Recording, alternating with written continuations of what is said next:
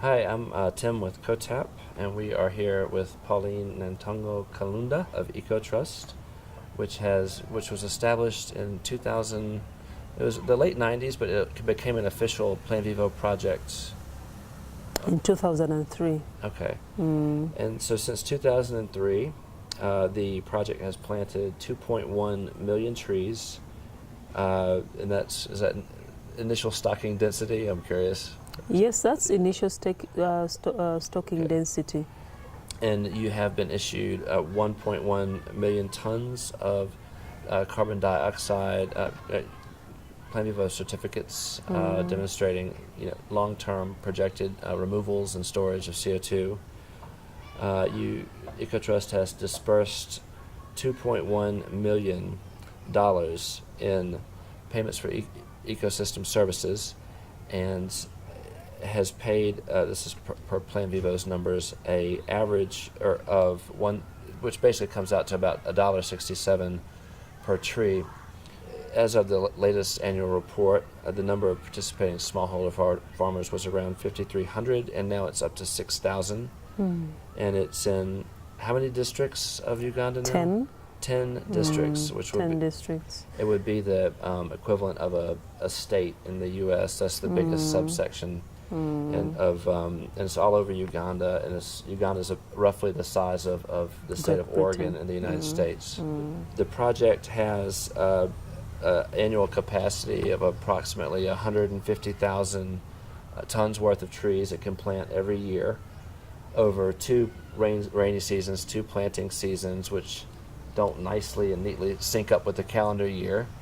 But that basically represents, based on its historical numbers, an ability to generate about $810,000 per year in income for rural communities all over Uganda. When we were out talking to farmers over the past 5 or 6 days, we wanted to know how the direct income from the Trees for Global Benefits project was directly benefiting them. And there were many themes, including paying fees for school fees for their children and grandchildren. One guy put running water and electricity in his house. Some people had installed solar and reinvested in their farm. And it also struck me that there were multiple aspects and recurring aspects of the theme of health in terms of benefits. Lots of the, and I don't know if you guys have stats on the average age of a participant, but it seemed like a lot of the participants were 60 or older, and it was clear that they were receiving income from the project, and they had assets to buffer against medical treatment and costs. And they also mentioned more indirectly paying for treatment and medicine. And so I'm curious about what other aspects of health benefits there are related to the Trees for Global Benefits program. There are various health aspects ranging from the individual households to global. From the individual households, as you mentioned, these are communities that don't have access to cash. They don't have access to income as and when they need it. For some of them, this is the only source of income they know, that come August 2019, I will get $200. This is the only thing that they can plan for with certainty, that really the income is coming. And that makes a much bigger difference than you can imagine. Because if I fall sick now, I am able to go to my village bank. I was going to say, take out a loan. Okay. Go to the hospital, pay for my illness, using my PACE agreement as collateral for the loan. I could pay earlier, or I could pay using the subsequent payment. But the thing is that the fact that I am a carbon tree farmer, right, the bank knows that I have a source of income, yep, which is directly, so I can borrow to go. But then also the trees themselves are also medicinal.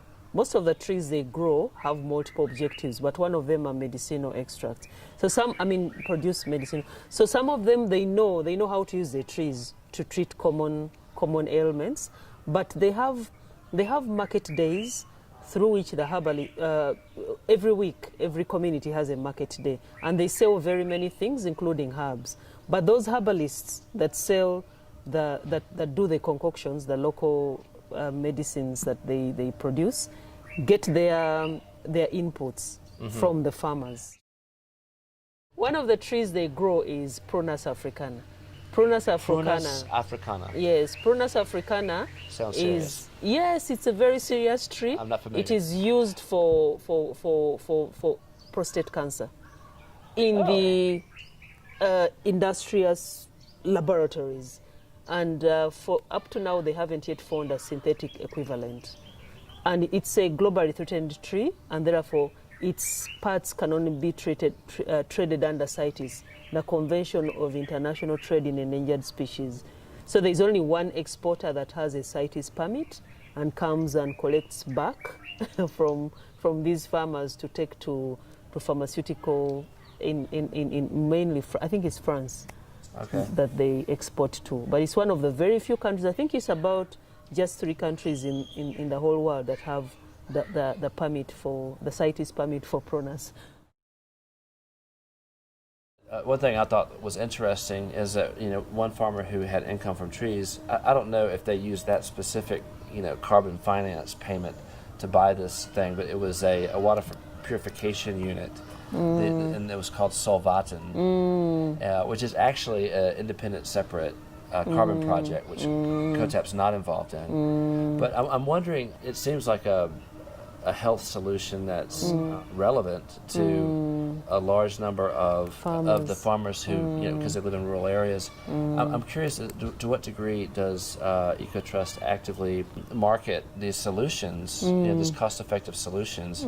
Our farmers, the farmers that we work with, they also provide the social infrastructure for distributing many technologies, environmentally friendly technologies, either by ourselves or by our partners.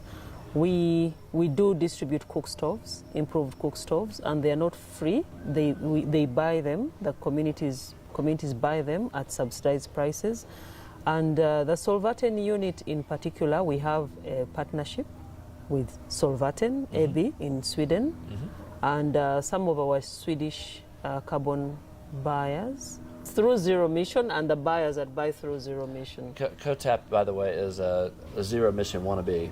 Very similar, very mission aligned and smaller, but in the U.S. So what happens is that they give us those units. We invest in purchasing, through the partnerships, we invest in purchasing the units, and then they get, the farmers only pay the price of distribution. Only the cost of distribution is what the farmers pay. So we will recover back our investment from selling the carbon offsets that come from the use of those. So these are very simple solar water heaters.